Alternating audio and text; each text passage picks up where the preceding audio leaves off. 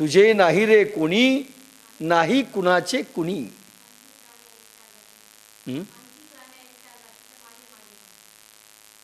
अंती प्राण एकटा जाशील माझे माझे म्हणूनी, माझे नाही रे कुणी. दिठी सुनी जयाते ब्रह्मचर्यादी व्रते, मुनीश्वर तपाते आचरताती. आणि त्यांच्याकडे दृष्टी ठेवून श्रेष्ठ मुनी ब्रह्मचर्यादी व्रते पाळतात, प्राण संयमित तप करतात. कशा करता आयुष्य दिलंय भगवान अर्जुनाला सांगतायत. रडाई करता नाही, मायावी देहाकरता रडण्याकरता नाही, विषयांमध्ये भुलण्याकरता नाही, व्यक्तीमध्ये रमून जाण्यामध्ये नाही. आणि त्यांच्याकडे दृष्टी ठेवून श्रेष्ठ मुनी कशाकडे दृष्टी ठेवायची? परब्रह्माकडे. मी चैतन्य सागरातून निघालोय, हाच देह आहे, ज्या देहात मला पुन्हा ते चैतन्य सागर गाठायचंय, विषय नाही गाठायचे. पण अर्जुना तू इथला भाग पाहतोयस, तुझा अव्यक्त स्वरूपाकडे तू पाहत नाही, ज्याच्यासाठी तुझा जन्म झालाय. आणि मुनी ऋषीमुनींकडे पहा, ते ब्रह्मचर्य का पाळतात, प्राण संयम का करतात आणि तप का करतात याचा विचार तर कर. म्हणजे आपल्यालाही भगवान ज्ञानेश्वर सांगतायत. दिठी सुनी जया ते नामाला तर वेळ नाही, आम्हाला वेळ नाही म्हणणं ना, इतका महामूर्खपणा जगात दुसरा कोणाचा नसतो. कोणाला सांगता येत आपण वेळ नाही? परब्रह्म चेतनेला. म्हणजे सांगतोत काय आम्ही? आम्ही विषयांचे किडे आहोत, आम्ही विषयांच्या दलदलीमध्ये फसणारे आहोत, असं सांगायचं ना. दिठी सुनी जयाते ब्रह्मचर्यादी व्रते, मुनीश्वर तपाते आचरताती. का तप करतात ऋषी मुनी? अरे ज्याच्या करता करतात तिकडे पाहना. का करतात ते बिचारे? असं भगवान अर्जुनाला सांगतायत. 29 आश्चर्यवत पश्यन्ति कश्चिदेन माश्चर्यवद्वदति तथैव चान्यः आश्चर्यवच्चेन मन्यः शृणोति श्रुत्वाप्येन वेदन चैव कश्चित्. समगीत बाप्पासाहेबांचं. कोणी आत्म्यास विरळ पाही आश्चर्ये केवळ, कोणी आश्चर्य सा बोले ऐके आश्चर्याने डोले, कोणी ऐकू ऐकू मेले पण काही न कळले. आता श्लोक माऊलींचा. एकांतरी निश्चळ, ओवी माऊलींची. एकांतरी निश्चळ जे निहाळिता केवळ, विसरले सकळ संसार जात. परमात्म्याचे जे उपासक असतात त्यांच्यापैकी ज्यांचे मनबुद्धी अहंकार व प्राण अभ्यास करून दृढस्थिर झाली आहेत, असे कित्येक साधक ते स्वरूपच निरीक्षण करण्यात सर्व संसार विसरतात. अर्जुनाला भगवान दुसऱ्या लोकामध्ये घेऊन जात आहेत. ज्या संसार सागरात, ज्या मोहामध्ये, ज्या मायावी पसाऱ्यामध्ये आपण जसे अडकलो तसा अर्जुन अडकतोय. पण भगवान सांगतायत एकांतरी निश्चळ जे निहाळिता केवळ. आतमध्ये समाधी बोध अवस्थेमध्ये, साधना अवस्थेमध्ये आतमध्येच जायचं असतं. आतमध्ये ट्रेन जाते. ती ट्रेन प्राण मन बुद्धी आणि अहंकाराची असते. ही ट्रेन बाहेर देव शोधत नाही. बाहेरचा देव सुरुवातीचा आहे. प्रत्येक कणाकणामध्ये देव पाहावा, प्रत्येक मूर्तीमध्ये देव पाहावा, हा पहिला भाग आहे, बालाभ्यास आहे. नंतर आतमध्ये देव पाहावा. आतमध्ये ट्रेन जायची, आता बाहेर नाही. संसारामध्ये देव नाही पाहायचा, आता आतमध्ये देव पाहायचा आहे. अभ्यास.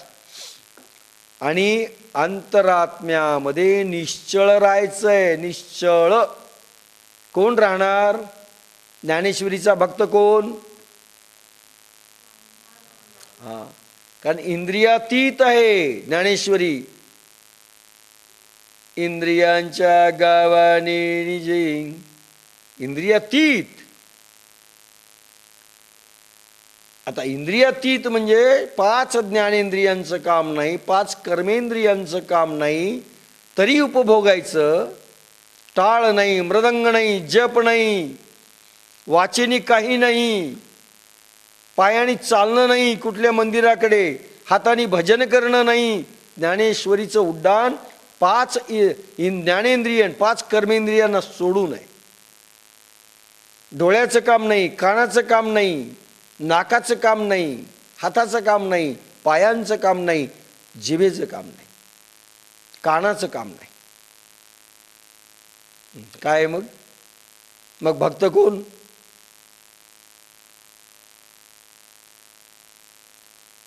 भगवान चैतन्य स्वरूप आत्मा आहे आणि त्याला मिळणारा भक्तही चैतन्य स्वरूप पाहिजे. म्हणून आपल्यामध्ये आलेला प्राण हा गतिवंत आहे. प्राण, मन, बुद्धी. प्राण हा खरा वारकरी आहे, मन आणि बुद्धी त्याचे टाळ आहेत. आणि हा वारकरी पंढरीची वारी करतो आत्म्याची. बस ही ट्रेन. हा भक्त, हा खरा वारकरी ह्या इकडे जातो आत्म्याकडे. आणि तिथे जाऊन स्थिरावायचंय, पुन्हा खाली नाही यायचं. प्राण गेला की प्राण बराच वेळपर्यंत स्थिरावतो. एक समाधी बोधामध्ये अशी स्थिती येते की निश्चळ प्राण उगीच थोडा खाली येतो, उगीच थोडा वर जातो. जाणीव असते, प्राणांची हालचाल असते. मोठमोठे प्राण घेतल्या जात नाहीत, अतिशय थोडा घेतला जातो, अतिशय थोडा सोडल्या जातो. बस निश्चळ स्थिती. एकांतरी निश्चळ जे निहाळिता केवळ. बस निरीक्षण करायचंय आणि त्याच्यातनं जो आत्मानंद प्रगट होईल, जो प्रेमानंद प्रगट होईल, जो ब्रह्मानंद प्रगट होईल, जो आत्मानंद प्रगट होईल, त्याला निहाळायचंय, त्याला पाहायचंय. आणि ते पाहत असताना संसार विसरले. सगळी माणसं संत माणसं.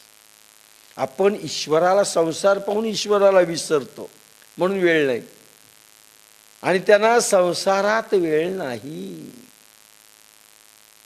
लक्षात घ्या. आत्मस्वरूपाचं दर्शन झाल्यानंतर निरीक्षण करण्यात सर्व संसार विसरतात. आजही 3-3 हजार वर्ष समाधीस्थ असणारे ऋषीमुनी आहेत. 10-10 हजार वर्षांचे ऋषीमुनी आहेत. 10-10 हजार वर्षांचे आहेत. ज्यांनी एखाद्या वेळेस भगवान श्रीकृष्णार्जुनांचं युद्ध पाहिलं आणि समाधीस्थ झाले, आज आहेत. कोणता आनंद उपभोगतायत? बस ब्रह्माचे डोही, आनंदाचे डोही, आनंदी तरंग. बस आनंदामध्ये पोहतायत. विषयात आले की ते तडफडतात. नको, हा आनंद चांगला नाही. आपल्याला अजून खरा आनंद माहिती नाही आणि प्रत्येक जीव आनंदासाठी धडपडतोय. आपण विषयात शोधतोय. आपल्यालाही आनंद पाहिजे बरं का. कोणी दुःखासाठी खटपट करत नाही. करतोत का आपण? नाही बा, आम्ही दुःखासाठी खटपट करतो नाही, आनंदाकरता. विषयातनं आनंद शोधतोय, व्यक्तीतनं आनंद शोधतोय. बायको कशी पाहिजे? अशी सुंदर पाहिजे, ऐश्वर्या राय, जिने मला आनंद द्यावा. आनंदासाठीच ना. छान छान फिल्मी गाणी पाहिजेत का? त्या गाण्याने मला आनंद द्यावा. म्हणून आपण शोधतोय. हे गुलाबजामू तुम्हाला आनंद दे, हे बायको तुम्हाला आनंद दे, हे पुस्तक तुम्हाला आनंद दे, हे ज्ञानेश्वरी तू आनंद दे, हे TV सिरियल तुम्हाला आनंद दे, हे मुला तुम्हाला आनंद दे. आनंद शोधतोय ना विषयात, वस्तूत आणि व्यक्तीत. त्याला संसार म्हणतात. पण हा क्षणिक आहे. ज्यावेळेस बायको नवऱ्याला विचारत नाही त्यावेळेस भ्रमनिरास होतो. मुलगा आईला विचारत नाही, भ्रमनिरास होतो. आई मुलाला विचारत नाही, भ्रमनिरास होतो की नाही आहे, आनंद नाही आहे. ती वस्तू खराब होते, भ्रमनिरास होतो की वस्तू आनंद देऊ शकत नाही, व्यक्ती आनंद देऊ शकत नाही आणि दुःखातच जन्म जातो. मग खरा आनंद ज्या आनंदाच्या डोहातून आपलं प्राण मन बुद्धी आणि अहंकार आत्मचेतना जीवचेतना निघालेली आत्मा निघालेला आहे, तो तिथे जाऊन मिळाल्याशिवाय तो खरा आनंद त्याला मिळणार नाही. हा शोधतोय तिथे नाही. एक आई असते, एक छोट्या पोराला बाजारात घेऊन जाते. हा खुळखुळा मागतो, भिरभिरा मागतो, राजपाळण्यात बसायचं म्हणतो, चक्रीवर बसायचं म्हणतो. आईजवळ पैसे नसतात. बाळ म्हणतो मला ही बाहुली घेऊन दे, मोटर घेऊन दे. तिजवळ पैसे नसतात. तितक्यात पाहता पाहता मुलगा चुकतो, दुसरीकडे जातो. एक सुंदर स्त्री त्याला उचलते.